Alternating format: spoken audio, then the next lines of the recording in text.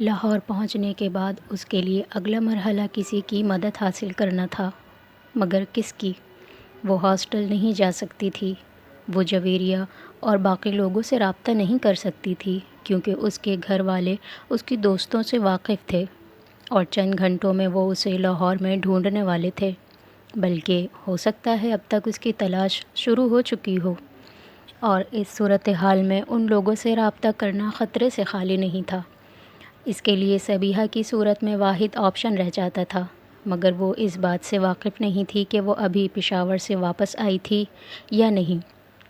صبیحہ کے گھر پر ملازم کے سوا اور کوئی نہیں تھا، وہ لوگ ابھی پشاور میں ہی تھے۔ واپس کب آئیں گے؟ اس نے ملازم سے پوچھا، وہ اسے جانتا تھا۔ کیا آپ کے پاس وہاں کا فون نمبر ہے؟ اس نے قدرے مایوسی کے عالم میں پوچھا۔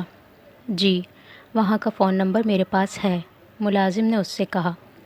وہ آپ مجھے دے دیں، میں فون پر اس سے بات کرنا چاہتی ہوں۔ اسے کچھ تسلی ہوئی، ملازم اسے اندر لے آیا۔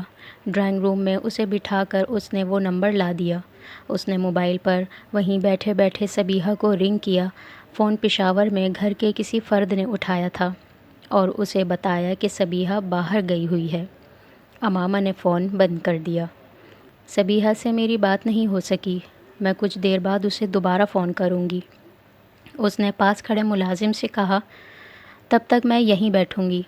ملازم سر ہلاتے ہوئے چلا گیا۔ اس نے 1 گھنٹے کے بعد دوبارہ صبیحہ کو فون کیا اور اس کی کال پر حیران تھی۔ اس نے مختصر طور پر اپنا گھر چھوڑ آنے کے بارے میں بتایا۔ اس نے اسے سالار سے اپنے نکاح کے بارے میں نہیں بتایا کیونکہ وہ نہیں جانتی تھی صبیحہ اس سارے معاملے کو کس طرح دیکھے گی۔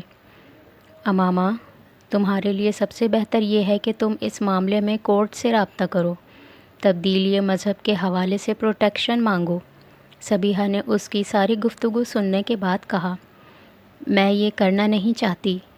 کیوں؟ صبیحہ، میں پہلے ہی اس مسئلے کے بارے میں بہت سوچ چکی ہوں۔ تم میرے بابا کی پوزیشن اور اثر و رسوخ سے واقف ہو۔ پریس تو طوفان اٹھا دے گا، میری فیملی کو بہت ساری پریشانیوں کا سامنا کرنا پڑے گا۔ میں یہ تو نہیں چاہتی کہ میرے گھر پر پتھراؤ ہو، میری وجہ سے میرے گھر والوں کی زندگی کو خطرہ ہو۔ اور آج تک جتنی لڑکیوں نے اسلام قبول کر کے کورٹ پروٹیکشن لینے کی کوشش کی ہے ان کے ساتھ کیا ہوا ہے؟ کورٹ دارالامان بھجوا دیتی ہے، وہ جیل بھجوانے کے مترادف ہے۔ کیس کا فیصلہ کتنی دیر تک ہو کچھ پتہ نہیں، گھر والے ایک کے بعد ایک کیس فائل کرتے رہتے ہیں، کتنے سال اس طرح گزر جائیں گے کچھ پتہ نہیں ہوتا۔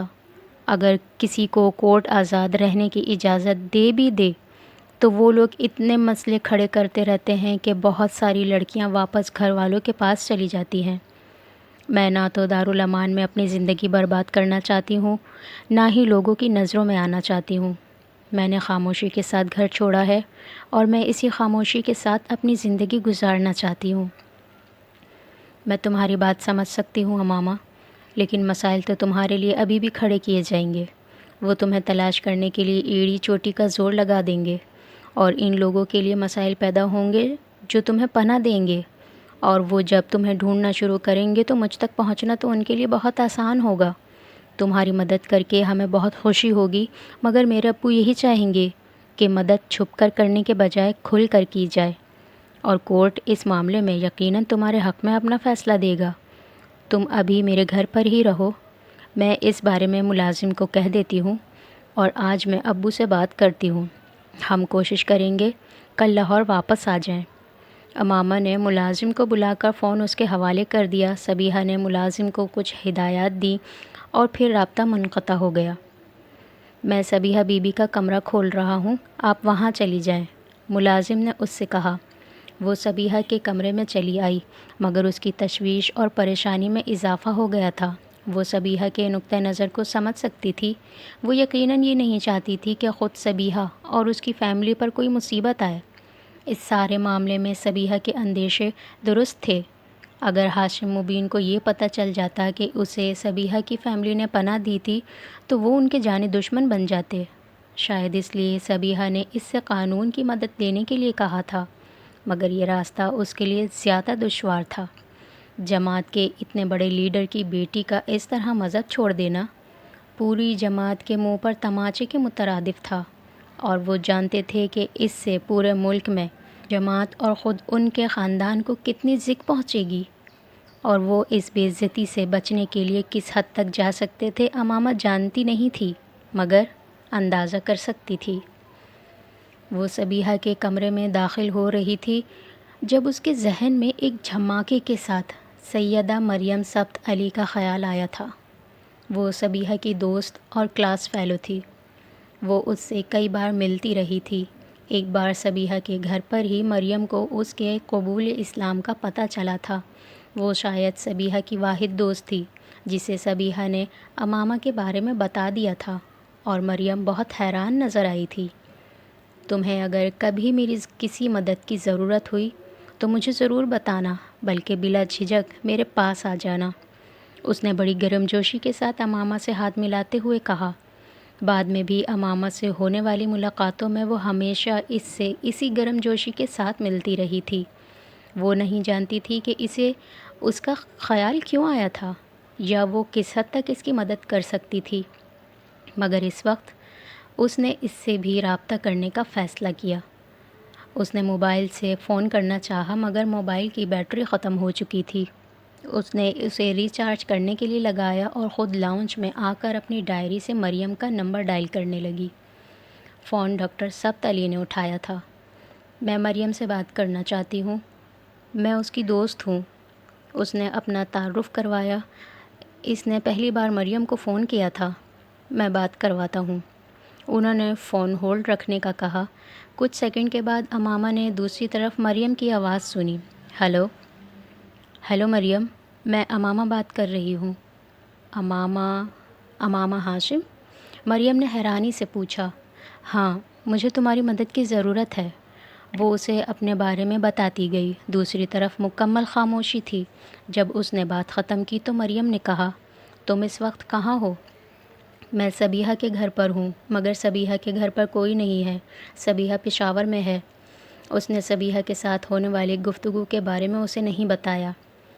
تم وہیں رہو، میں ڈرائیور کو بھجواتی ہوں، تم اپنا سامان لے کر اس کے ساتھ آ جاؤ، میں اتنی دیر میں اپنی امی اور ابو سے بات کرتی ہوں۔ اس نے فون بند کرتے ہوئے کہا۔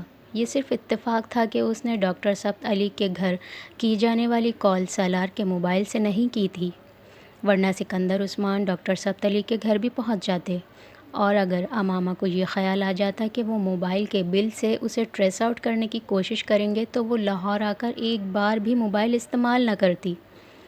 یہ ایک اور اتفاق تھا کہ ڈاکٹر سبت علی نے اپنے آفس کی گاڑی اور ڈرائیور کو اسے لینے کے لیے بھجوایا تھا، ورنہ صبیحہ کا ملازم مریم کی گاڑی اور ڈرائیور کو پہچان لیتا، کیونکہ مریم اکثر وہاں آیا کرتی تھی، اور صبیحہ کے ساتھ ساتھ وہ لوگ بھی یہ جان جاتے کہ وہ صبیحہ کے گھر سے کہاں گئی تھی۔ آدھے گھنٹے بعد ملازم نے ایک گاڑی کے آنے کی اطلاع دی۔ وہ اپنا بیگ اٹھانے لگی۔ کیا آپ جا رہی ہیں؟ ہاں، مگر صبیحہ بی بی تو کہہ رہی تھی کہ آپ یہاں رہیں گی۔ نہیں، میں جا رہی ہوں۔ اگر صبیحہ کا فون آئے تو آپ اسے بتا دیں کہ میں چلی گئی ہوں۔ اس نے دانستہ طور پر یہ نہیں بتایا کہ وہ مریم کے گھر جا رہی تھی۔ وہ پہلی بار مریم کے گھر گئی تھی۔ اس کا خیال تھا کہ وہاں جا کر اسے ایک بار پھر مریم اور اس کے والدین کو اپنے بارے میں سب کچھ بتانا پڑے گا۔ وہ ذہنی طور پر خود کو سوالوں کے لیے تیار کر رہی تھی، مگر ایسا کچھ بھی نہیں ہوا تھا۔ ہم لوگ تو ناشتہ کر چکے ہیں، تم ناشتہ کر لو۔ مریم نے پورچ میں اس کا استقبال کیا تھا اور اسے اندر لے جاتے ہوئے کہا۔ اندر لاؤنج میں ڈاکٹر سبت علی اور ان کی بیوی سے اس کا تعارف کروایا گیا۔ وہ بڑے تپاک سے ملے۔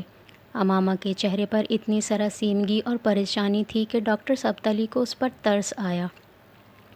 میں کھانا لگواتی ہوں، مریم تم اسے اس کا کمرہ دکھا دو تاکہ یہ کپڑے چینج کر لے، سبت علی کی بیوی نے مریم سے کہا۔ وہ جب کپڑے بدل کر آئی تو ناشتہ لگ چکا تھا۔ اس نے خاموشی سے ناشتہ کیا۔ امامہ اب آپ جا کر سو جائیں، میں آفس جا رہا ہوں، شام کو واپسی پر ہم آپ کے مسئلے پر بات کریں گے۔ ڈاکٹر سبت علی نے اسے ناشتہ ختم کرتے دیکھ کر کہا۔ مریم تم اسے کمرے میں لے جاؤ۔ وہ خود لاؤنج سے نکل گئے۔ وہ مریم کے ساتھ اپنے کمرے میں چلی آئی۔ امامہ اب تم سو جاؤ، تمہارے چہرے سے لگ رہا ہے کہ تم پچھلے کئی گھنٹوں سے نہیں سوئی۔ عام طور پر تھکن اور پریشانی میں نیند نہیں آتی اور تم اس وقت اس کا شکار ہوگی۔ میں تمہیں کوئی ٹیبلٹ لا کر دیتی ہوں، اگر نیند آ گئی تو ٹھیک، ورنہ ٹیبلٹ لے لینا۔ وہ کمرے سے نکل گئی۔ کچھ دیر بعد اس کی واپسی ہوئی۔ پانی کا گلاس اور ٹیبلٹ بیڈ سائڈ ٹیبل پر رکھتے ہوئے اس نے کہا، تم بالکل ریلیکس ہو کر سو جاؤ، سب کچھ ٹھیک ہو جائے گا۔ تم سمجھو کہ تم اپنے گھر میں ہو۔ وہ کمرے کی لائٹ آف کرتی ایک بار پھر کمرے سے باہر نکل گئی۔ صبح کے 9:30 بج رہے تھے، مگر ابھی تک باہر بہت دھند تھی۔ وہ کمرے کی کھڑکیوں پر پردے ہونے کی وجہ سے کمرے میں اندھیرا کچھ اور گہرا ہو گیا تھا۔ اس نے کسی معمول کی طرح ٹیبلٹ پانی کے ساتھ نگل لی۔ اس کے بغیر نیند آنے کا سوال ہی پیدا نہیں ہوتا تھا۔ اس کے ذہن میں اتنے بہت سے خیالات آ رہے تھے کہ بیڈ پر لیٹ کر نیند کا انتظار کرنا مشکل ہو جاتا۔ چند منٹوں کے بعد اس نے اپنے اعصاب پر ایک غنودگی طاری ہوتی محسوس کی۔ وہ جس وقت دوبارہ اٹھی، اس وقت کمرہ مکمل طور پر تاریک ہو چکا تھا۔ وہ بیڈ سے اٹھ کر دیوار کی طرف گئی اور اس نے لائٹ جلا دی۔ وال کلاک پر رات کے 11:30 بج رہے تھے۔ وہ فوری طور پر اندازہ نہیں کر سکی یہ اتنی لمبی نیند ٹیبلٹ کا اثر تھی یا پھر پچھلے کئی دنوں سے صحیح طور پر نہ سو سکنے کی۔ جو کچھ بھی تھا، وہ صبح سے بہت بہتر حالت میں تھی۔ اسے بے حد بھوک لگ رہی تھی، مگر وہ یہ نہیں جانتی تھی کہ گھر کے افراد اس وقت جاگ رہے ہوں گے یا نہیں۔ بہت آہستگی سے وہ دروازہ کھول کر لاؤنج میں نکل آئی۔ ڈاکٹر سبتلی لاؤنج کے ایک صوفے پر بیٹھے کوئی کتاب پڑھ رہے تھے۔ دروازہ کھلنے کی آواز سن کر انہوں نے سر اٹھا کر دیکھا اور اسے دیکھ کر مسکرائے۔ اچھی نیند آئی؟ وہ بڑی بشاشت سے بولے۔ جی، اس نے مسکرانے کی کوشش کی۔ اب ایسا کریں کہ وہ سامنے کچن ہے، وہاں چلی جائیں، کھانا رکھا ہوا ہے، گرم کریں، وہاں ٹیبل پر ہی کھا لیں۔ اس کے بعد چائے کے 2 کپ بنائیں اور یہاں آ جائیں۔ وہ کچھ کہے بغیر کچن میں چلی گئی۔ فریج میں رکھا ہوا کھانا نکال کر اس نے گرم کیا اور کھانے کے بعد چائے لے کر لاؤنج میں آ گئی۔ چائے کا 1 کپ بنا کر اس نے ڈاکٹر سبتلی کو دیا۔ وہ کتاب میز پر رکھ چکے تھے۔ دوسرا کپ لے کر وہ ان کے بالمقابل دوسرے صوفے پر بیٹھ گئی۔ وہ اندازہ کر چکی تھی کہ وہ اس سے کچھ باتیں کرنا چاہتے تھے۔ چائے بہت اچھی ہے، انہوں نے ایک سپ لے کر مسکراتے ہوئے کہا۔ وہ اتنی نروس تھی کہ ان کی تعریف پر مسکرا سکی نہ شکریہ ادا کر سکی۔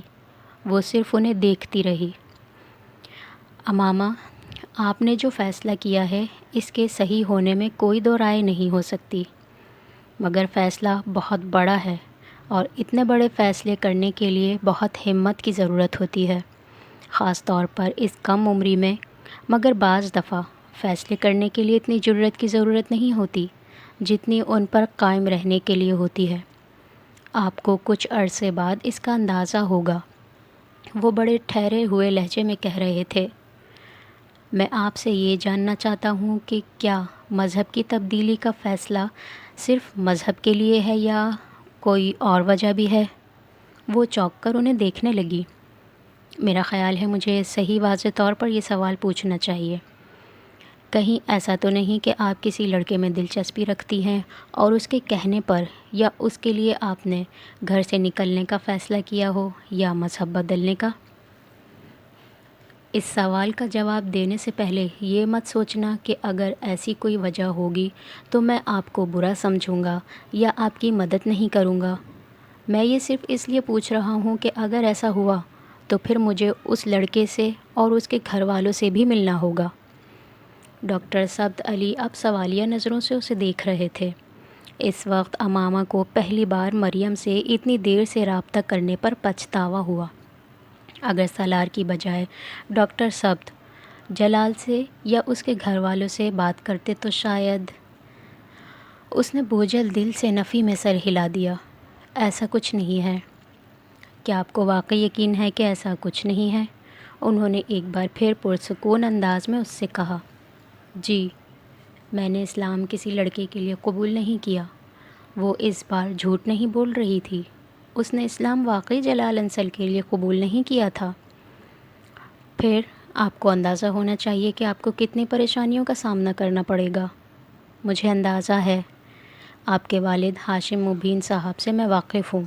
جماعت کے بہت سرگرم اور بارسوخ لیڈر ہیں، اور آپ کا ان کے مذہب سے تائب ہو کر اس طرح گھر سے چلے آنا ان کے لیے ایک بہت بہت بڑا دھچکا ہے۔ آپ کو ڈھونڈنے اور واپس لے جانے کے لیے وہ زمین آسمان ایک کر دیں گے، مگر میں کسی بھی قیمت پر واپس نہیں جاؤں گی۔ میں نے بہت سوچ سمجھ کر فیصلہ کیا ہے۔ گھر آپ نے چھوڑ دیا ہے، اب آپ آگے کیا کریں گی؟ امامہ کو اندیشہ ہوا کہ وہ اسے کورٹ میں جانے کا مشورہ دیں گے۔ میں کورٹ نہیں جاؤں گی، میں کسی کے بھی سامنے آنا نہیں چاہتی۔ آپ اندازہ کر سکتے ہیں کہ سامنے آ کر میرے لیے بہت زیادہ مسائل پیدا ہو جائیں گے۔ پھر آپ کیا کرنا چاہتی ہیں؟ انہوں نے بغور اسے دیکھتے ہوئے پوچھا۔ سامنے نہ آنے کا مطلب یہ ہے کہ آپ میڈیکل کالج میں اپنی اسٹڈیز جاری نہیں رکھ سکیں گی۔ میں جانتی ہوں، اس نے چائے کا کپ رکھتے ہوئے افسردگی سے کہا۔ میں ویسے بھی خود تو میڈیکل کی تعلیم افورڈ کر بھی نہیں سکتی، اور اگر کسی دوسرے میڈیکل کالج یا کسی دوسرے شہر یا صوبے میں آپ کی مائیگریشن کروا دی جائے تو؟ نہیں، وہ مجھے ڈھونڈ لیں گے۔ ان کے ذہن میں بھی سب سے پہلے یہی آئے گا کہ میں مائیگریشن کروانے کی کوشش کروں گی، اور اتنے تھوڑے سے میڈیکل کالجز میں مجھے ڈھونڈنا بہت آسان کام ہے۔ پھر میں BSc میں کسی کالج میں ایڈمیشن لینا چاہتی ہوں، مگر کسی دوسرے شہر میں۔ لاہور میں وہ ایک ایک کالج چھان ماریں گے، اور میں اپنا نام بھی بدلوانا چاہتی ہوں۔ اگر آپ ان دونوں کاموں میں میری مدد کر سکیں تو میں بہت احسان مند رہوں گی۔ ڈاکٹر سبت علی بہت دیر خاموش رہے۔ وہ کسی گہری سوچ میں گم تھے۔ پھر انہوں نے ایک گہرا سانس لیا۔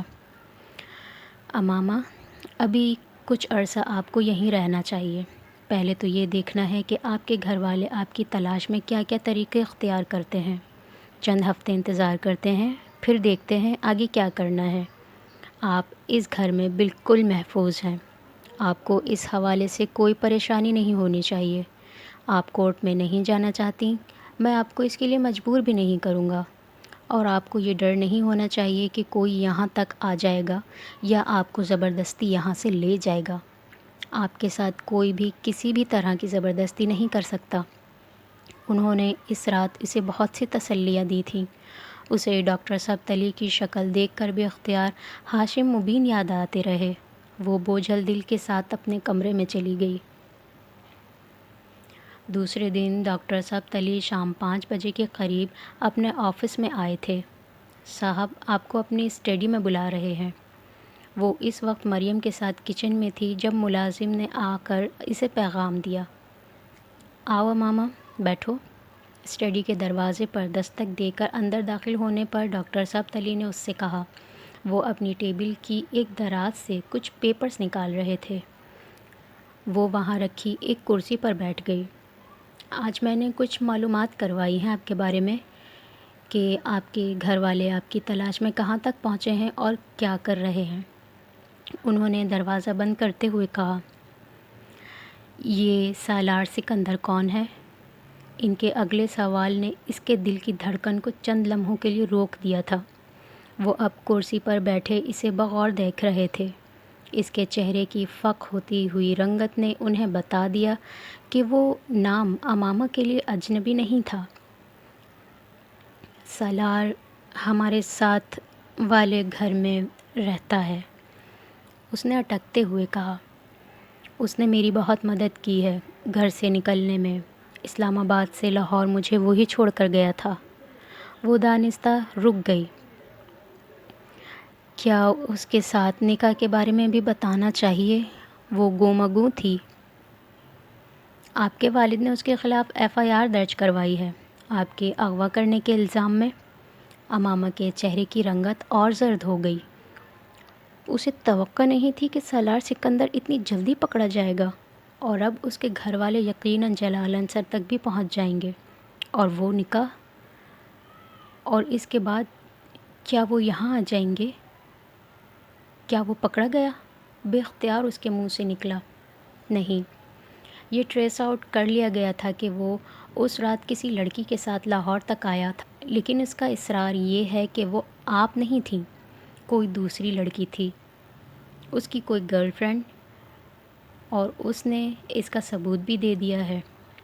ڈاکٹر سبت علی نے دانستہ طور پر یہ نہیں بتایا کہ وہ لڑکی کوئی طوائف تھی۔ پولیس اسے گرفتار اس کے اپنے والد کی وجہ سے نہیں کر سکی۔ اس کے ثبوت دینے کے باوجود آپ کے گھر والوں کا یہی اصرار ہے کہ آپ کی گمشدگی میں وہی ملوث ہے۔ امامہ، کیسا لڑکا ہے یہ سالار سکندر؟ ڈاکٹر سبت علی نے اسے تفصیل بتاتے ہوئے اچانک پوچھا۔ بہت برا، بے اختیار امامہ کے منہ سے نکلا۔ بہت ہی برا۔ مگر آپ تو یہ کہہ رہی تھی کہ اس نے آپ کی مدد کی ہے۔ پھر؟ ہاں، اس نے میری مدد کی ہے، مگر وہ بہت برے کردار کا لڑکا ہے۔ میری مدد شاید اس نے اس لیے کی ہے کیونکہ میں نے ایک بار اسے فرسٹ ایڈ دی تھی، اس نے خودکشی کی کوشش کی تھی تب، اور شاید اس لیے بھی کہ اس نے میری مدد کی ہوگی کیونکہ میرا بھائی اس کا دوست ہے، ورنہ وہ بہت برا لڑکا ہے، وہ ذہنی مریض ہے، پتہ نہیں عجیب باتیں کرتا ہے، عجیب حرکتیں کرتا ہے۔ امامہ کے ذہن میں اس وقت اس کے ساتھ کیے گئے سفر کی یاد تازہ تھی جس میں وہ پورا راستہ جھنجھلاہٹ کا شکار ہوتی رہی تھی۔ ڈاکٹر سبت علی نے سر ہلایا۔ پولیس آپ کے فرینڈ سے بھی پوچھ گچھ کر رہی ہے اور صبیحہ کے گھر تک بھی پولیس گئی ہے۔ صبیحہ پشاور سے واپس آ گئی ہے، مگر مریم نے صبیحہ کو یہ نہیں بتایا کہ آپ ہمارے یہاں ہیں۔ آپ اب صبیحہ سے رابطہ مت کریں، اسے فون بھی مت کریں، کیونکہ ابھی وہ اس کے گھر کو انڈر آبزرویشن رکھیں گے اور فون کو بھی وہ خاص طور پر چیک کریں گے، بلکہ آپ اب کسی بھی دوست سے فون پر کانٹیکٹ مت کرنا، نہ ہی یہاں سے باہر جانا۔ انہوں نے اسے ہدایت دی۔ میرے پاس موبائل ہے، اس پر بھی کانٹیکٹ نہیں کر سکتی؟ وہ چونکے۔ آپ کا موبائل ہے؟ نہیں، اسی لڑکے سالار کا ہے۔ وہ سالار تک پہنچ گئے تو موبائل تک بھی پہنچ جائیں گے۔ وہ بات کرتے کرتے رک گئے۔ جو کال آپ نے ہمارے گھر کی تھی وہ اس موبائل سے کی تھی؟ اس بار ان کی آواز میں کچھ تشویش تھی۔ نہیں، وہ میں نے صبیحہ کے گھر سے کی تھی۔ آپ اب اس موبائل پر دوبارہ کوئی کال کرنا، نہ کال ریسیو کرنا۔ وہ کچھ مطمئن ہو گئے۔ اگلے کچھ دنوں میں اسے ڈاکٹر سبت سے اس کی تلاش کے بارے میں خبریں موصول ہوتی رہی تھیں۔ ان کے ذرائع معلومات جو بھی تھے، مگر وہ بے حد باوثوق تھے۔ اسے ہر جگہ ڈھونڈا جا رہا تھا، medical college, hostel, class fellows, hostel roommate اور فرینڈز۔ ہاشم مبین نے اسے ڈھونڈنے کے لیے نیوز پیپر کا سہارا نہیں لیا تھا۔ میڈیا کی مدد لینے کا نتیجہ ان کے لیے رسوا کن ثابت ہوتا۔ وہ جس حد تک اس کی گمشدگی کو خفیہ رکھنے کی کوشش کر سکتے تھے کر رہے تھے، مگر وہ پولیس کی مدد حاصل کیے ہوئے تھے۔ ان کی جماعت بھی اس سلسلے میں ان کی پوری مدد کر رہی تھی۔ وہ لوگ صبیحہ تک پہنچ گئے تھے، مگر وہ یہ جان نہیں پائے تھے کہ وہ لاہور آنے کے بعد اس کے گھر گئی تھی۔ شاید یہ صبیحہ کے ان دنوں پشاور میں ہونے کا نتیجہ تھا جن دنوں امامہ اپنے گھر سے چلی آئی تھی، ورنہ شاید صبیحہ اور اس کے گھر والوں کو بھی کچھ مسائل کا سامنا کرنا پڑتا۔ مریم نے صبیحہ کو امامہ کی اپنے ہاں موجودگی کے بارے میں نہیں بتایا تھا۔ اس نے مکمل طور پر یوں ظاہر کیا تھا جیسے امامہ کی اس طرح کی گمشدگی باقی اسٹوڈنٹس کی طرح اس کے لیے بھی حیران کن بات تھی۔ چند ہفتے گزر جانے کے بعد جب امامہ کو یہ یقین ہو گیا کہ وہ ڈاکٹر سبت علی کے ہاں محفوظ ہے اور کوئی بھی وہاں تک نہیں پہنچ سکتا، تو اس نے سالار سکندر کو فون کیا۔ وہ اس سے نکاح کے پیپرز لینا چاہتی تھی، اور تب پہلی بار یہ جان کر اس کے پیروں کے نیچے سے زمین نکل گئی کہ سالار نے تو طلاق کا حق اسے تفویض کیا تھا اور نہ ہی وہ اسے طلاق دینے کا ارادہ رکھتا تھا۔ ڈاکٹر سبت علی کے گھر پہنچنے کے بعد اس نے پہلی بار موبائل کا استعمال کیا تھا، اور وہ بھی کسی کو بتائے بغیر، اور سالار سے فون پر بات کرنے کے بعد اسے اپنی حماقت کا شدت سے احساس ہوا۔ اسے سالار جیسے شخص پر کبھی بھی اس حد تک اعتماد نہیں کرنا چاہیے تھا، اور اسے پیپرز کو دیکھنے میں کتنا وقت لگ سکتا تھا جو اس نے انہیں دیکھنے سے اجتناب کیا، اور پھر آخر اس نے پیپرز کی ایک کاپی فوری طور پر اس سے کیوں نہیں لی؟ کم از کم اس وقت جب وہ اپنے گھر سے نکل آئی تھی، اسے اب اندازہ ہو رہا تھا کہ وہ شخص اس کے لیے کتنی بڑی مصیبت بن گیا تھا، اور آئندہ آنے والے دنوں میں وہ اب ہر بات پر پچھتا رہی تھی۔ اگر اسے اندازہ ہوتا کہ ڈاکٹر سبت علی جیسے آدمی کے پاس پہنچ جائے گی تو وہ کبھی بھی نکاح کرنے کی حماقت نہ کرتی، اور سالار جیسے آدمی کے ساتھ تو کبھی بھی نہیں۔ اور اگر اسے یقین ہوتا کہ ڈاکٹر سبت علی ہر حالت میں اس کی مدد کریں گے تو وہ کم از کم سالار کے بارے میں ان سے جھوٹ نہ بولتی، پھر وہ کوئی نہ کوئی راستہ نکال لیتے۔ مگر اب جب وہ اتنے بڑے دعوے اور یقین کے ساتھ یہ یقین دلا چکی تھی کہ وہ کسی لڑکے کے ساتھ کسی بھی طرح انوالو نہیں تھی، تو اس نکاح کا انکشاف، اور وہ بھی اس لڑکے کے ساتھ جس کی برائیوں کے بارے میں وہ ڈاکٹر سبت علی سے بات کر چکی تھی، اور جس کے بارے میں وہ یہ بھی جانتے تھے کہ امامہ کے والدین نے اس کے خلاف اغوا کا کیس فائل کیا تھا، وہ نہیں جانتی تھی کہ وہ اب ڈاکٹر سبت علی کو یہ حقائق بتانے کی کوشش کرے گی تو ان کا رد عمل کیا ہوگا، اور وہ کم از کم اس وقت وہ واحد ٹھکانہ کھونے کے لیے تیار نہیں تھی۔ اگلے کئی دن اس کی بھوک پیاس مکمل ختم ہو گئی، مستقبل یکدم بھوت بن گیا تھا، اور سالار سکندر، اسے اس شخص سے اتنی نفرت محسوس ہو رہی تھی کہ اگر وہ اس کے سامنے آ جاتا تو وہ اسے شوٹ کر دیتی۔ اسے عجیب عجیب خدشے اور اندیشے تنگ کر رہے تھے۔ پہلے اگر اسے صرف اپنے گھر والوں کا خوف تھا تو اب اس خوف کے ساتھ سالار کا خوف بھی شامل ہو گیا تھا۔ اگر اس نے میری تلاش شروع کر دی، اور اس کے ساتھ ہی اس کی حالت غیر ہونے لگی۔ اس کا وزن یکدم کم ہونے لگا۔ وہ پہلے بھی خاموش رہتی تھی، مگر اب اس خاموشی میں اور اضافہ ہو گیا تھا۔ وہ شدید ذہنی دباؤ میں تھی، اور یہ سب کچھ ڈاکٹر سبت علی اور ان کے گھر والوں سے پوشیدہ نہیں تھا۔ ان سب نے اس سے باری باری ان اچانک آنے والی تبدیلیوں کی وجہ جاننے کی کوشش کی، لیکن وہ انہیں ٹالتی رہی۔ تم پہلے بھی اداس اور پریشان لگی تھیں، مگر اب 1-2 ہفتے سے بہت زیادہ پریشان لگتی ہو۔ کیا پریشانی ہے امامہ؟ سب سے پہلے مریم نے اس سے اس بارے میں پوچھا۔ نہیں، کوئی پریشانی نہیں، بس میں گھر کو مس کرتی ہوں۔ امامہ نے اسے مطمئن کرنے کی کوشش کی۔ نہیں، میں یہ نہیں مان سکتی۔ آخر اب اچانک اتنا کیوں مس کرنے لگی؟ کہ کھانا پینا بھول گئی ہو، چہرہ زرد ہو گیا ہے، آنکھوں کے گرد ہلکے پڑنے لگے ہیں، اور وزن کم ہوتا جا رہا ہے۔ کیا تم بیمار ہونا چاہتی ہو؟ وہ مریم کی کہی ہوئی کسی بات کو رد نہیں کر سکتی تھی۔ وہ جانتی تھی کہ اس کی ظاہری حالت دیکھ کر کوئی بھی اس کی پریشانی کا اندازہ بآسانی لگا سکتا ہے، اور شاید یہ اندازہ بھی یہ کہ پریشانی کسی نئے مسئلے کا نتیجہ تھی، مگر وہ اس معاملے میں بے بس تھی۔ وہ سالار کے ساتھ ہونے والے نکاح اور اس سے متعلقہ خدشات کو اپنے ذہن سے نکال نہیں پا رہی تھی۔ مجھے اب اپنے گھر والے زیادہ یاد آنے لگے ہیں، جوں جوں دن گزر رہے ہیں وہ مجھے زیادہ یاد آ رہے ہیں، امامہ نے مدھم آواز میں اس سے کہا۔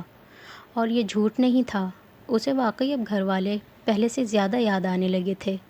وہ کبھی بھی اتنا لمبا عرصہ ان سے الگ نہیں رہی تھی، اور وہ بھی مکمل طور پر اس طرح کٹ کر۔ لاہور ہاسٹل میں رہتے ہوئے بھی وہ مہینے میں 1 بار ضرور اسلام آباد جاتی، اور 1-2 بار وسیم یا ہاشم مبین لاہور اس سے ملنے چلے آتے، اور فون تو وہ اکثر ہی کرتی رہتی تھی۔ مگر اب یکدم اسے یوں لگنے لگا تھا جیسے وہ سمندر میں موجود کسی ویران جزیرے پر آنکھ بیٹھی ہو، جہاں دور دور تک کوئی تھا ہی نہیں، اور وہ چہرے جن سے اسے سب سے زیادہ محبت تھی، وہ خوابوں اور خیالوں کے علاوہ نظر آ ہی نہیں سکتے تھے۔ پتہ نہیں مریم اس کے جواب سے مطمئن ہوئی یا نہیں، مگر اس نے موضوع بدل دیا تھا۔ شاید اس نے سوچا ہوگا کہ اس طرح اس کا ذہن بٹ جائے گا۔ ڈاکٹر سبت علی کی 3 بیٹیاں تھیں، مریم ان کی تیسری بیٹی تھی۔ ان کی بڑی دونوں بیٹیوں کی شادی ہو چکی تھی، جبکہ مریم ابھی میڈیکل کی تعلیم حاصل کر رہی تھی۔ ڈاکٹر سبت نے امامہ کو اپنی بڑی دونوں بیٹیوں سے بھی متعارف کروایا تھا۔ وہ دونوں بیرون شہر مقیم تھیں، اور ان کا رابطہ زیادہ تر فون کے ذریعے ہی ہوتا تھا۔ مگر یہ اتفاق ہی تھا کہ امامہ کے وہاں آنے کے چند ہفتوں کے دوران وہ دونوں باری باری کچھ دنوں کے لیے وہاں آئیں۔ امامہ سے ان کا رویہ مریم سے مختلف نہیں تھا۔ ان کے رویے میں اس کے لیے محبت اور مانوسیت کے علاوہ کچھ نہیں تھا، لیکن امامہ کو انہیں دیکھ کر ہمیشہ اپنی بڑی بہنیں یاد آ جاتیں، اور پھر جیسے سب کچھ یاد آ جاتا، اپنا گھر، بابا، بڑے بھائی وسیم اور سعد سے اس کا کوئی خونی رشتہ نہیں تھا۔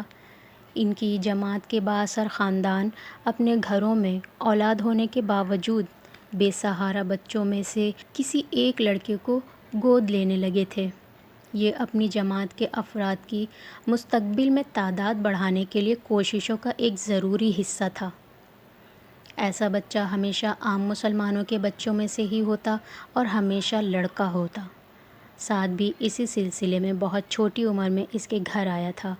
وہ اس وقت اسکول کے آخری سالوں میں تھی اور اسے گھر میں ہونے والے اس عجیب اضافے نے کچھ حیران کیا تھا۔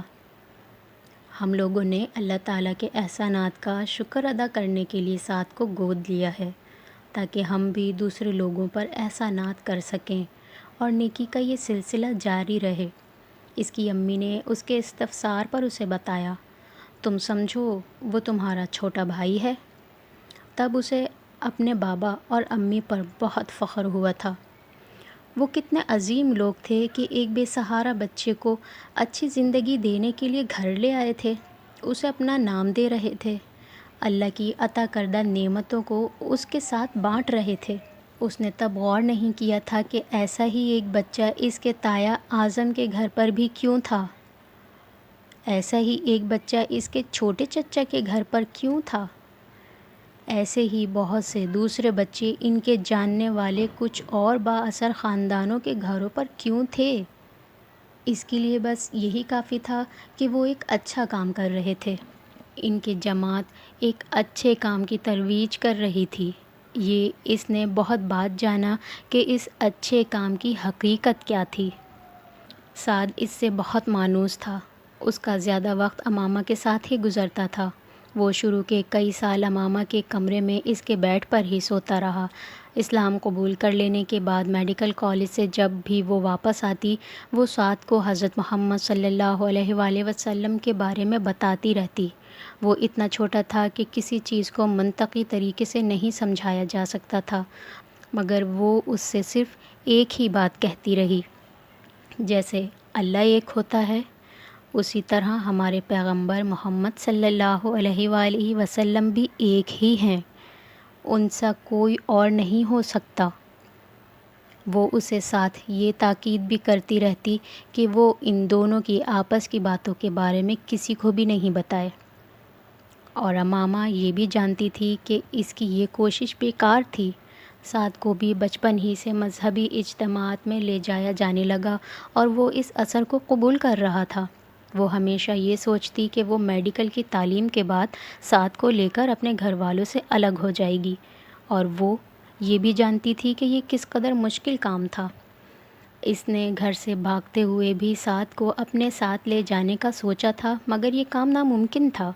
وہ نہیں چاہتی تھی کہ وہ اسے لاتے ہوئے خود بھی پکڑی جائے۔ وہ اسے وہاں چھوڑ آئی تھی، اور اب ڈاکٹر ثبت علی کے ہاں پہنچ جانے کے بعد اسے اس کا بار بار خیال آتا، اگر وہ کسی طرح اسے وہاں سے لے آتی تو وہ بھی اس دلدل سے نکل سکتا تھا۔ مگر ان تمام سوچوں، تمام خیالوں نے اپنے گھر والوں کے لیے اس کی محبت کو کم نہیں کیا، نہ اپنے گھر والوں کے لیے، نہ جلال انصر کے لیے۔ وہ ان کا خیال آنے پر رونا شروع کرتی تو ساری رات روتی ہی رہتی۔ شروع کے دنوں میں وہ ایک الگ کمرے میں تھی اور مریم کو اس کا اندازہ نہیں تھا، مگر ایک رات وہ اچانک اس کے کمرے میں آئی کوئی کتاب لینے۔ رات کے پچھلے پہر اسے قطعاً یہ اندازہ نہیں تھا کہ امامہ جاگ رہی ہوگی، اور نہ صرف جاگ رہی ہوگی بلکہ رو رہی ہوگی۔ امامہ کمرے کی لائٹ آف کیے اپنے بیڈ پر کمبل اوڑھے رو رہی تھی۔ جب اچانک دروازہ کھلا تو اس نے کمبل سے چہرے کو ڈھانپ لیا۔ وہ نہیں جانتی تھی مریم کو کیسے اس کے جاگنے کا اندازہ ہوا تھا۔ امامہ، جاگ رہی ہو؟ اس نے امامہ کو آواز دی۔ امامہ نے حرکت نہیں کی، مگر پھر مریم اس کی طرف چلی آئی اور اس نے کمبل اس کے چہرے سے ہٹا دیا۔ میرے اللہ، تم رو رہی ہو اور اس وقت؟ وہ اس کے پاس ہی تشویش کے عالم میں بیٹھ گئی۔ امامہ کی آنکھیں بری طرح سوجی ہوئی تھیں اور اس کا چہرہ آنسوؤں سے بھیگا ہوا تھا، مگر اسے سب سے زیادہ ندامت پکڑے جانے کی تھی۔ اس لیے تمہیں راتوں کو نیند نہیں آتی کیونکہ تم روتی رہتی ہو اور صبح یہ کہہ دیتی ہو کہ رات کو سونے میں دقت ہوئی، اس لیے آنکھیں سوجی ہوئی ہیں۔ بس تم آج سے یہاں نہیں سوگی، اٹھو میرے کمرے میں چلو۔ اس نے کچھ برہمی کے عالم میں اسے کھینچ کر اٹھایا۔ امامہ ایک لفظ نہیں بول سکی، وہ اس وقت بے حد شرمندہ تھی۔ مریم نے اس کے بعد اسے اپنے کمرے میں ہی سلانا شروع کر دیا۔ راتوں کو دیر تک رونے کا وہ سلسلہ ختم ہو گیا، مگر نیند پر اس کا اب بھی کوئی اختیار نہیں تھا۔ اسے نیند بہت دیر سے آتی تھی۔ کئی بار مریم کی عدم موجودگی میں اس کی میڈیکل کی کتابیں دیکھتی اور اس کا دل بھر آتا۔ وہ جانتی تھی سب کچھ بہت پیچھے رہ گیا تھا۔ صبح مریم اور ڈاکٹر ثبت کے گھر سے چلے جانے کے بعد وہ سارا دن آنٹی کے ساتھ گزار دیتی، یا شاید وہ سارا دن اس کے ساتھ رہنے کی کوشش کرتی تھیں۔ وہ اسے اکیلا نہ رہنے دینے کی کوشش میں مصروف رہتی تھیں، مگر ان کے ساتھ ہوتے ہوئے بھی وہ پتہ نہیں کن کن سوچوں میں ڈوبی رہتی تھی۔ اس نے سالار کے ساتھ دوبارہ رابطہ کرنے کی کوشش نہیں کی تھی۔ وہ جانتی تھی اس کا کوئی فائدہ نہیں تھا۔ اس کی ذہنی پریشانی میں اضافے کے علاوہ اس رابطے سے اسے کچھ حاصل نہیں ہونے والا تھا۔ اسے ڈاکٹر ثبت علی کے ہاں آئے 3 ماہ ہو گئے تھے جب ایک دن انہوں نے رات کو اسے بلایا۔ آپ کو اپنا گھر چھوڑے کچھ وقت بیت گیا ہے۔ آپ کے گھر والوں نے آپ کی تلاش ابھی تک ختم تو نہیں کی ہوگی، مگر چند ماہ پہلے والی تند و تیزی نہیں رہی ہوگی اب۔ میں جاننا چاہتا ہوں کہ اب آپ آگے کیا کرنا چاہتی ہیں؟ انہوں نے مختصر تمہید کے بعد کہا۔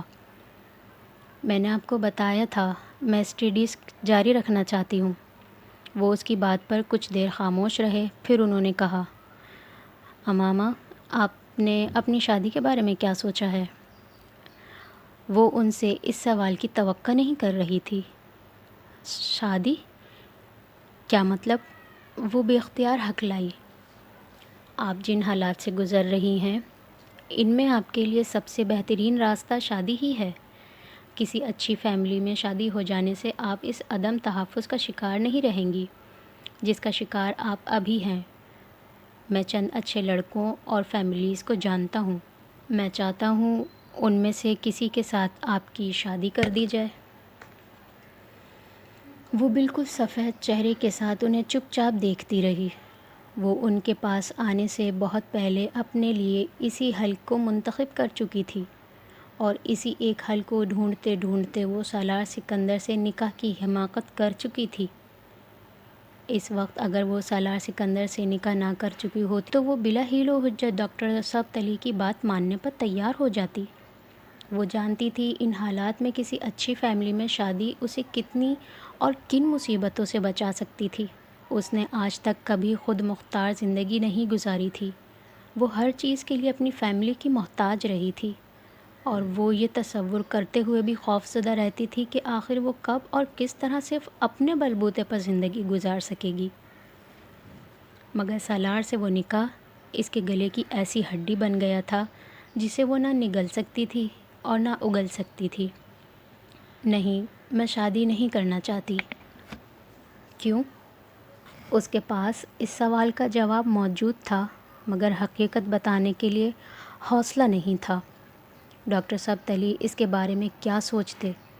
یہ کہ وہ ایک جھوٹی لڑکی ہے جو اب تک انہیں دھوکہ دیتے ہوئے ان کے پاس رہ رہی تھی، یا یہ کہ شاید وہ سالار سے شادی کے لیے ہی اپنے گھر سے نکلی تھی اور باقی سب کچھ کے بارے میں جھوٹ بول رہی تھی؟ اور اگر انہوں نے حقیقت جان لینے پر اس کی مدد سے معذرت کر لی یا اسے گھر سے چلے جانے کا کہا تو؟ اور اگر انہوں نے اس کے والدین سے رابطہ کرنے کی کوشش کی تو؟ وہ 3 ماہ سے ڈاکٹر ثبت علی کے پاس تھی، وہ کتنے اچھے تھے وہ بخوبی جانتی تھی، لیکن وہ اس قدر خوفزدہ اور محتاط تھی کہ وہ کسی قسم کا رسک لینے پر تیار نہیں تھی۔ میں پہلے اپنی تعلیم مکمل کرنا چاہتی ہوں تاکہ کسی پر بوجھ نہ بنوں۔ کسی پر بھی شادی کر لینے کی صورت میں اگر مجھے بعد میں کبھی کسی پریشانی کا سامنا کرنا پڑا تو میں کیا کروں گی؟ اس وقت تو میرے لیے شاید تعلیم حاصل کرنا بھی ممکن نہیں رہے گا۔ اس نے ایک لمبی خاموشی کے بعد جیسے کسی فیصلے پر پہنچتے ہوئے ڈاکٹر سبتلی سے کہا، امامہ، ہم ہمیشہ آپ کی مدد کے لیے موجود رہیں گے۔ آپ کی شادی کر دینے کا مطلب یہ نہیں ہوگا کہ میرے گھر سے آپ کا تعلق ختم ہو جائے گا یا میں آپ سے جان چھڑانا چاہتا ہوں۔ آپ میرے لیے میری چوتھی بیٹی ہیں۔ امامہ کی آنکھوں میں آنسو آ گئے۔ میں آپ پر کوئی دباؤ نہیں ڈالوں گا، جو آپ چاہیں گی وہی ہوگا۔ یہ صرف میری ایک تجویز تھی، ڈاکٹر سبتلی نے کہا۔ کچھ سال گزر جانے دیں، اس کے بعد میں شادی کر لوں گی، جہاں بھی آپ کہیں گے، اس نے ڈاکٹر سبتلی سے کہا، مگر ابھی فوری طور پر نہیں۔ مجھے ابھی سالار سکندر سے جان چھڑانی ہے، اس سے طلاق لینے کا کوئی راستہ تلاش کرنا ہے۔ وہ ان سے بات کرتے ہوئے سوچ رہی تھی۔ کس شہر میں پڑھنا چاہتی ہیں آپ؟ ڈاکٹر سبتلی نے مزید کوئی دباؤ نہیں ڈالا۔ کسی بھی شہر میں، میری کوئی ترجیح نہیں ہے، اس نے ان سے کہا۔ وہ اپنے گھر سے آتے ہوئے اپنے سارے ڈاکومنٹس، اپنے پاس موجود زیورات اور رقم بھی لے آئی تھی۔ جب ڈاکٹر سبتلی نے اس گفتگو کے چند دن بعد اسے بلا کر ملتان میں اس کے ایڈمیشن کے فیصلے کے بارے میں بتانے کے ساتھ اس کو اس کے ڈاکومنٹس کے بارے میں پوچھا تو وہ اس بیگ کو لے کر ان کے پاس چلی آئی۔ اس نے ڈاکومنٹس کا ایک لفافہ نکال کر انہیں دیا، پھر زیورات کا لفافہ نکال کر ان کی میز پر رکھ دیا۔ میں یہ زیورات اپنے گھر سے لائی ہوں۔ یہ بہت زیادہ تو نہیں ہے، مگر پھر بھی اتنے ہیں کہ میں انہیں بیچ کر کچھ عرصہ آسانی سے تعلیمی اخراجات اٹھا سکتی ہوں۔ نہیں، یہ زیورات بیچنے کی ضرورت نہیں ہے، یہ آپ کی شادی میں کام آئیں گے۔ جہاں تک تعلیمی اخراجات کا تعلق ہے تو آپ کو پتہ ہونا چاہیے کہ آپ میری ذمہ داری ہیں۔ آپ کو اس سلسلے میں پریشان ہونے کی ضرورت نہیں ہے۔ وہ بات کرتے کرتے چونکے۔ ان کی نظر اس کے ٹیبل پر رکھے چھوٹے سے کھلے بیگ کے اندر تھی۔ امامہ نے ان کی نظروں کا تعاقب کیا۔ وہ بیگ میں نظر آنے والے چھوٹے سے پستول کو دیکھ رہے تھے۔ امامہ نے قدر شرمندگی کے عالم میں اس پسٹل کو بھی نکال کر ٹیبل پر رکھ دیا۔ یہ میرا پسٹل ہے، میں یہ گھر سے لائی ہوں۔ میں نے آپ کو بتایا تھا مجھے سالار سے مدد لینی تھی اور وہ اچھا لڑکا نہیں تھا۔ وہ انہیں اس کے بارے میں مزید نہیں بتا سکی تھی۔ ڈاکٹر سبتلی پستول کو اٹھا کر دیکھ رہے تھے۔ چلانا آتا ہے آپ کو اسے؟ امامہ نے افسردہ مسکراہٹ کے ساتھ اثبات میں سر ہلایا۔ کالج میں NCC کی ٹریننگ ہوتی تھی۔ میرا بھائی وسیم بھی رائفل شوٹنگ کلب میں جایا کرتا تھا، کبھی کبھار مجھے بھی ساتھ لے جاتا تھا۔ میں نے اپنے بابا سے ضد کر کے خریدا تھا۔ یہ گولڈ پلیٹڈ ہے۔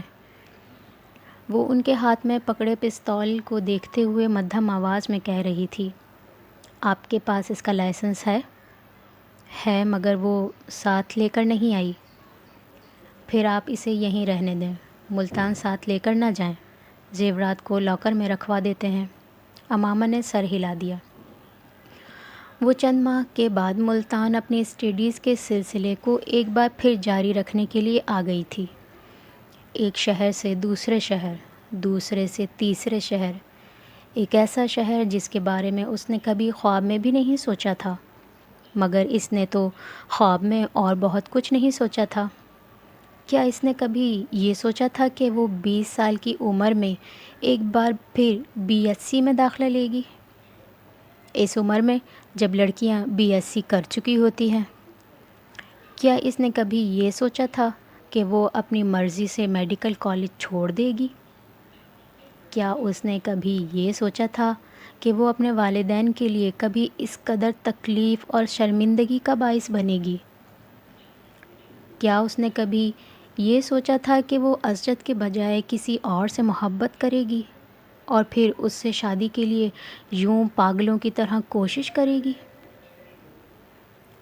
کیا اس نے کبھی یہ سوچا تھا کہ ان کوششوں میں ناکامی کے بعد وہ سالار سکندر جیسے کسی لڑکے کے ساتھ اپنی مرضی سے نکاح کر لے گی؟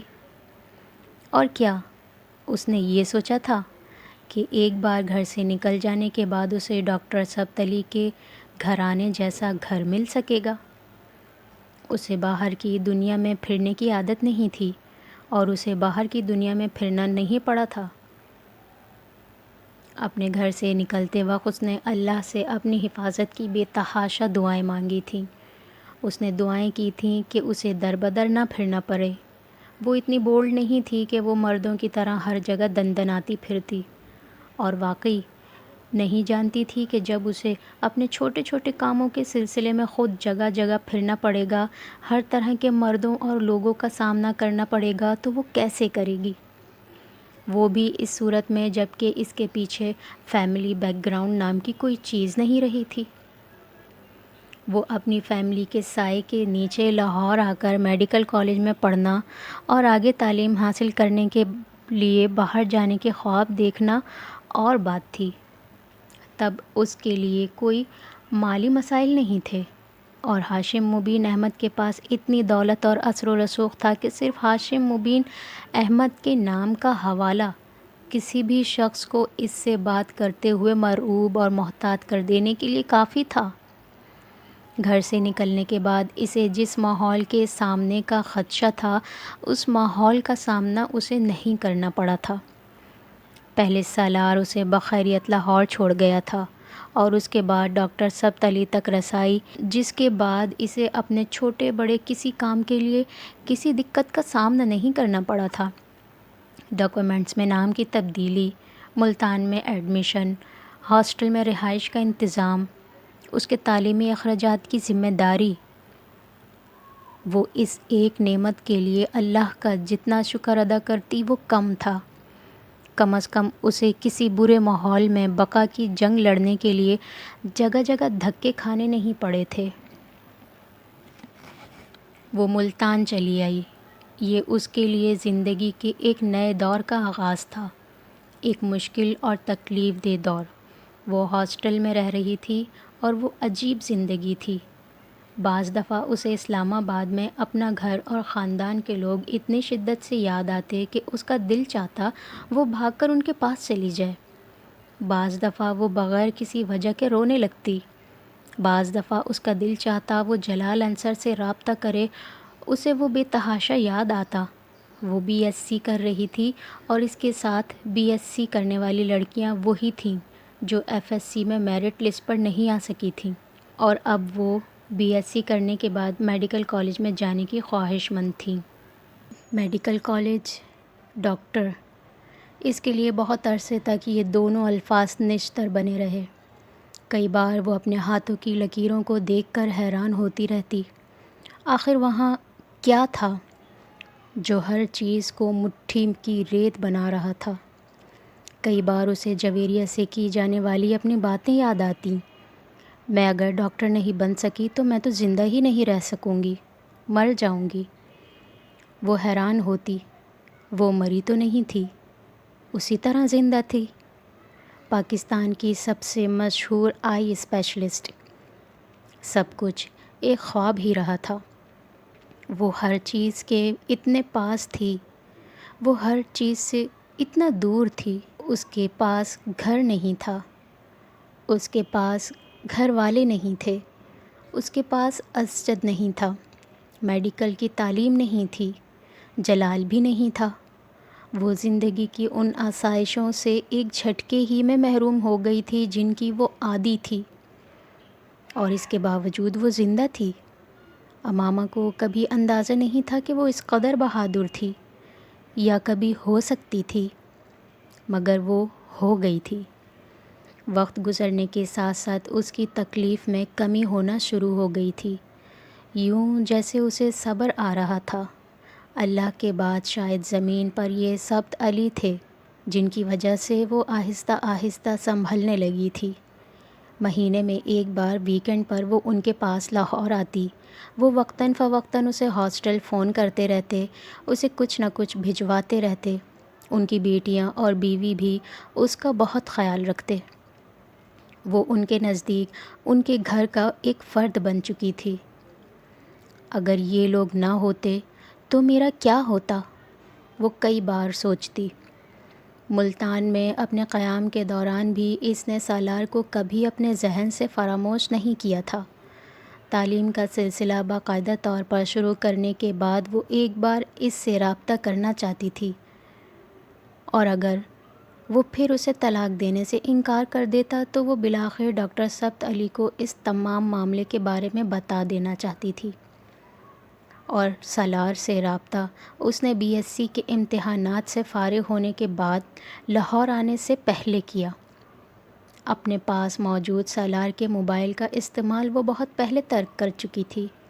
وہ نہیں جانتی تھی کہ 2 سال کے بعد سالار دوبارہ اسی موبائل کا استعمال کرنا شروع کر چکا ہے یا پھر اس نئے نمبر کو استعمال کر رہا تھا جو اس نے اپنا موبائل دے دینے کے بعد دیا تھا۔ ایک پی سی او سے اس نے سب سے پہلے اس کا نیا نمبر ڈائل کیا۔ وہ نمبر کسی کے استعمال میں نہیں تھا۔ پھر اس نے اپنے پاس موجود موبائل کے نمبر کو ڈائل کیا۔ وہ نمبر بھی کسی کے استعمال میں نہیں تھا۔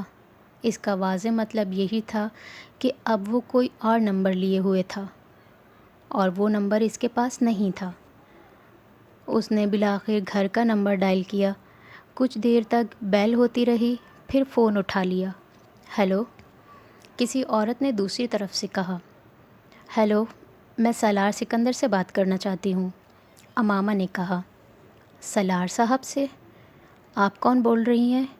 امامہ کو اچانک محسوس ہوا جیسے اس عورت کے لہجے میں یکدم تجسس پیدا ہوا تھا۔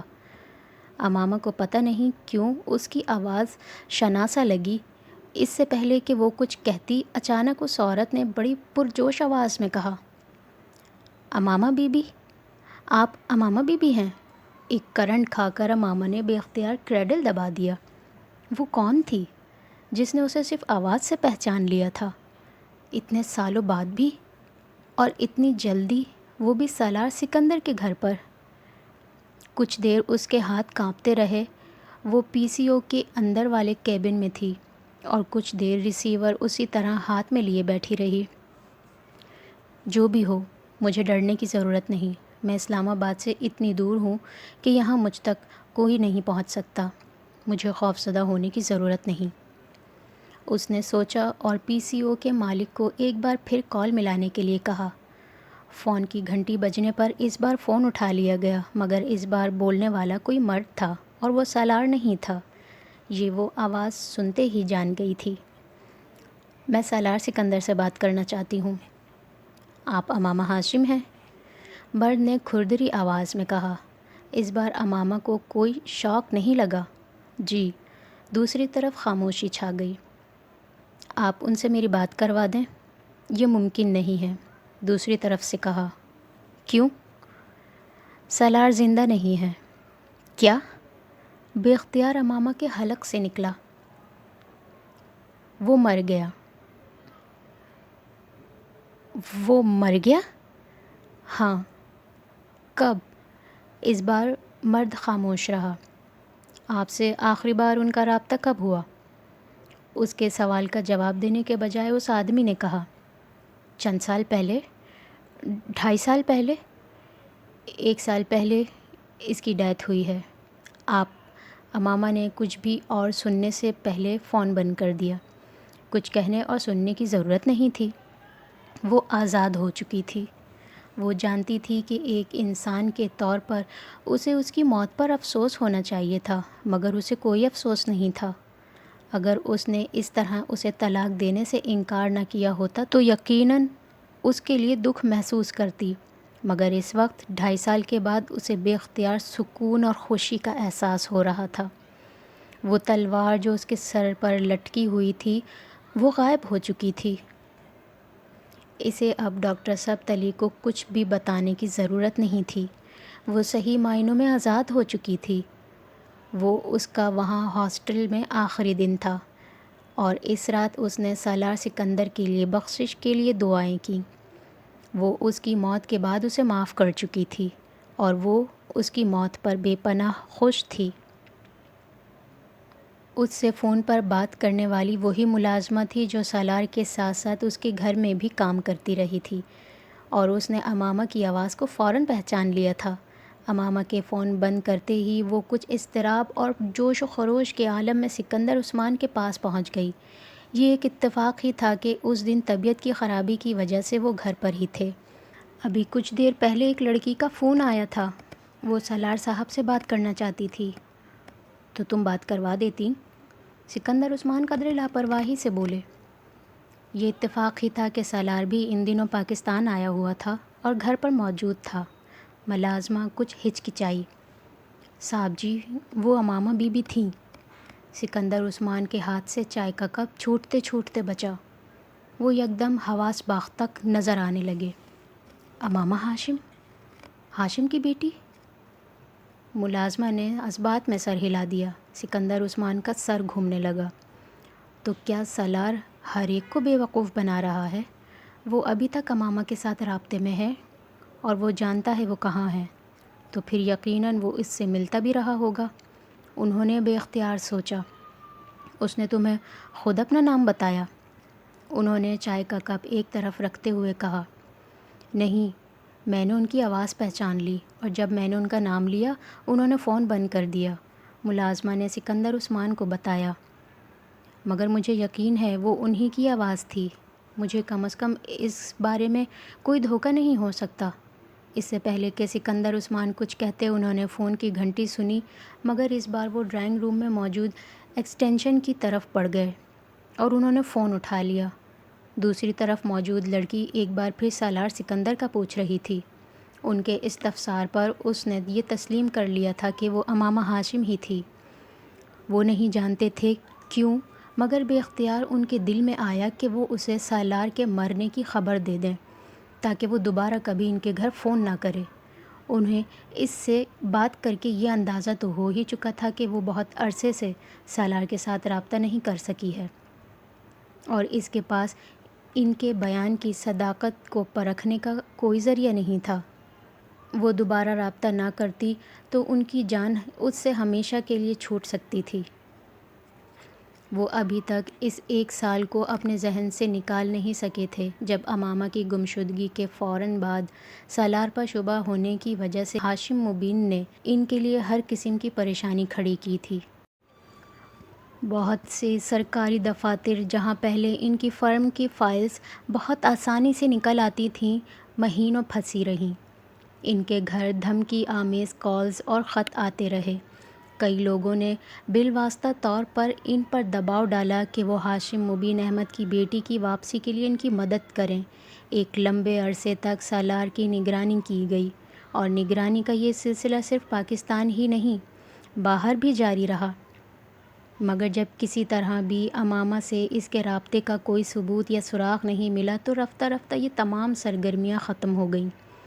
سکندر عثمان کی بے پناہ کوشش کے باوجود بھی ہاشم مبین کے ساتھ ان کے تعلقات بحال نہیں ہوئے، مگر ان کی طرف سے عدم تحفظ کا اندیشہ ختم ہو گیا تھا اور اب 2.5 سال بعد وہ لڑکی ایک بار پھر سالار سے رابطہ کرنا چاہتی تھی۔ وہ کسی صورت بھی دوبارہ ان حالات کا سامنا نہ خود کرنا چاہتے تھے، نہ ہی سالار کو کرنے دینا چاہتے تھے۔ اگر وہ خود ہاشم مبین احمد کی ٹکر کے آدمی نہ ہوتے تو وہ اب تک اس سے زیادہ نقصان اٹھا چکے ہوتے جتنا نقصان انہوں نے اس ایک سال میں اور خاص طور پر شروع کے چند ماہ میں اٹھایا تھا۔ وہ امامہ کو اس طلاق نامے کی ایک کاپی بھجوانا چاہتے تھے جو سالار کی طرف سے انہوں نے تیار کیا تھا، اور انہیں اس میں کوئی دلچسپی نہیں تھی کہ وہ جائز تھا یا نہیں۔ وہ صرف امامہ کو یہ یقین دلانا چاہتے تھے کہ سالار یا اس کے خاندان کے ساتھ اس کا تعلق ہونا چاہیے، نہ ہی ہوگا۔ اگر کچھ تھا بھی تو وہ سالار کی موت اور اس سے پہلے کی تحریر شدہ اس طلاق نامے کے ساتھ ہی ختم ہو گیا تھا۔ مگر یہ ایک اور اتفاق ہی تھا کہ امامہ نے ان کی بات مکمل طور پر سنے بغیر فون بند کر دیا۔ انہوں نے فون کو ٹریس آؤٹ کرنے کی کوشش کی مگر وہ ملتان کے ایک PCO کا ثابت ہوا۔ سالار ایک ہفتے بعد واپس امریکہ جانے والا تھا اور انہوں نے اس ایک ہفتے اس کی مکمل طور پر نگرانی کروائی۔ وہ ملازموں کو ہدایت دے چکے تھے کہ کسی کا بھی فون آئے وہ کسی بھی صورت سالار سے بات نہ کروائیں، چاہے فون کسی مرد کا ہو یا عورت کا، جب تک وہ خود یہ نہ جان لیں کہ فون کرنے والا کون تھا۔ ملازمہ کو بھی وہ سختی کے ساتھ منع کر چکے تھے کہ وہ سالار کو امامہ کی اس کال کے بارے میں نہ بتائے۔ ایک ہفتے کے بعد جب سالار واپس امریکہ چلا گیا تو انہوں نے سکھ کا سانس لیا۔ سر پر آئی ہوئی آفت ایک بار پھر ٹل گئی تھی۔ سالار کی واپسی کے چند ہفتے بعد انہیں ایک لفافہ موصول ہوا تھا۔ امامہ نے لاہور پہنچنے کے بعد وہ موبائل بیچ دیا تھا۔ وہ اسے واپس نہیں بھجوا سکتی تھی اور سالار کی وفات کے بعد اب یہ امکان نہیں تھا کہ کبھی اس کے ساتھ آمنا سامنا ہونے کی صورت میں وہ اسے وہ موبائل واپس دے سکے گی۔ اس نے موبائل بیچنے سے ملنے والی رقم کے ساتھ اپنے پاس موجود کچھ اور رقم شامل کی۔ وہ اندازاً اس کالز کے بل کی رقم تھی جو 2.5-3 سال پہلے سالار نے ادا کیے ہوں گے، اور چند دوسرے اخراجات جو اپنے گھر قید کے دوران اور وہاں سے لاہور فرار کے دوران سالار نے اس پر کیے تھے۔ اس کے ساتھ سکندر عثمان کے نام ایک مختصر نوٹ بھجوایا، ٹریولر چیکس۔ اس کے سر پر موجود اس آدمی کا قرض بھی اتر گیا تھا۔ اس رقم اور اس کے ساتھ ملنے والے نوٹ سے سکندر عثمان کو تسلی ہو گئی تھی کہ وہ دوبارہ اس سے رابطہ نہیں کرے گی، اور یہ بھی کہ اس نے واقعی ان کی بات پر یقین کر لیا تھا۔ ملتان سے BSc کرنے کے بعد وہ لاہور چلی آئی تھی۔ اسے گھر چھوڑے 3 سال ہونے والے تھے اور اس کا خیال تھا کہ اب کم از کم اسے تلاش نہیں کیا جائے گا جس طرح پہلے کیا جاتا رہا تھا۔ اگر کیا بھی گیا تو صرف میڈیکل کالجز پر نظر رکھی جائے گی۔ اس کا یہ اندازہ صحیح ثابت ہوا تھا۔ اس نے پنجاب یونیورسٹی میں کیمسٹری میں MSc کے لیے ایڈمیشن لے لیا تھا۔ اتنا عرصہ گزر جانے کے بعد بھی وہ بے حد محتاط تھی۔ یہ لاہور تھا، یہاں کسی وقت کوئی بھی اسے پہچان سکتا تھا۔ ملتان میں وہ صرف چادر اوڑھ کر کالج جاتی تھی۔ لاہور میں اس نے نقاب لگانا شروع کر دیا تھا۔